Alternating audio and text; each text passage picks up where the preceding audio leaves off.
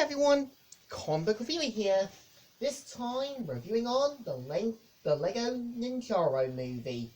Now, as you know, the Lego Ninjago Movie was a 2017 computer animated martial arts comedy film that was basically another attempt on another Lego movie, but this one using the property of Lego Ninjago. And yeah, the way I do see Lego Ninjago is a bit like saying, what if we took Power Rangers, used their ninja theme, and created our own sort of ninja-esque Power Rangers-like Lego team? And I think after watching the movie, I can kind of see it being a bit like a Ninja Storm sort of samurai steel-ish series. And the premise of the film is meant to follow how a young boy meets a sort of mysterious shop owner who tells him the story of Lego Ninjago. And we see how a group of young ninjas, led by Lloyd, who is meant to be the leader of the group. And I think his character works because obviously he's meant to be a bit like, sort of like the Red Ranger to the group. Like, he's still trying to learn to be a bit more mature, trying to handle the situation, and still being the sort of leader his team need him to be. And we kind of see how, Lloyd's father, Garmadon, tries to attack the city on a regular basis. And I think the way I see Garmadon is a bit like looking at Luthor from Power Rangers Ninja Storm, or more of a comical Power Rangers-esque villain.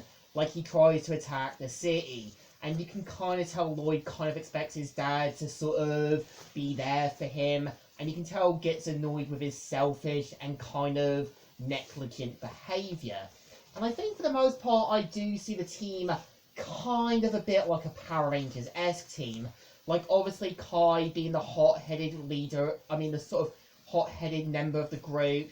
Also, Cole being the more laid-back, but more jokeful member. Jay being the one who's kind of the cautious member, Zane kind of being a bit more of the tech support, and Nia kind of being like the tomboy Power Rangers member group.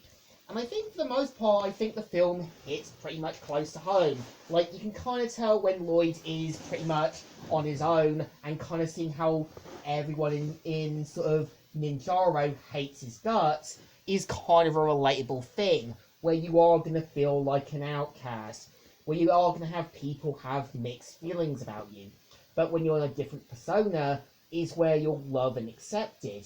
And I think when you do have Lloyd's mother, Coco, it's clear that, yeah, she wanted things to work with Garmadon, but it just didn't really work out. And you can tell she's like that parent you had, who was always there to sort of make sure you were alright, made sure to had your back when it was there, and always try to help out. And we kind of see how, yeah, because of Lloyd's sort of last-minute efforts, unintentionally releases a dangerous, monstrous cat. So we kind of see how their sensei, Master Wu, journeys out with them to find a potential ability that will pretty much stop the dangerous cat. And I think the way I see the film is a bit like coming to terms as a family and kind of seeing things in a new light and still being the leader your team needs you to be.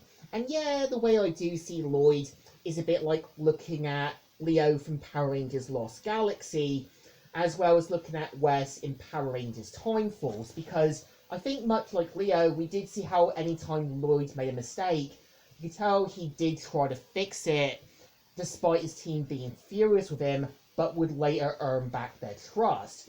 And I think much like Wes in Power Rangers Time Force, we see how Lloyd had to slowly form his own path and coming to terms with his own father.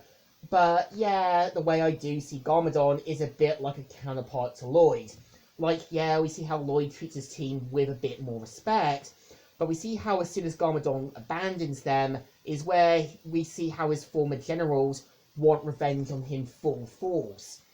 And I think for the most part, I think the film does hit close to home. Like, You kind of see how you have one parent who does want to do the right thing, and you kind of expect your other family member to sort of at least cared about you in some way. And I think, yeah, the way I do see with Lloyd and Garmadon is basically both them coming to terms as father and son and trying to work out their own problems. And I think it's clear that Garmadon does care about Lloyd, but I think this kind of gets in the way of basically world domination. And I think the point of Garmadon going back to his old childhood home and kind of seeing how Garmadon tells him the story and how Coco just wanted Lloyd to be kept safe is kind of a relatable thing, because yeah, when you go back to your parents' old neighborhood and you kind of hear them say how they only stayed with your parents to be there for you, it shows that deep down, despite what they've been through, they will always see you as that one good thing that came out of the mess and would always be there to sort of keep you safe. And I think, well, yeah, I can kind of see where the movie did get a bit of weak reviews, but I think the movie wasn't that bad. Again, it's just basically a typical Power Rangers-esque movie story, and having them have the mechs, having the main villain kind of having their own Power Rangers evil mech suit and everything else. So I think this movie still deserves a thumbs up. Still good, and still alright. So, Comic Reviewer here, signing out.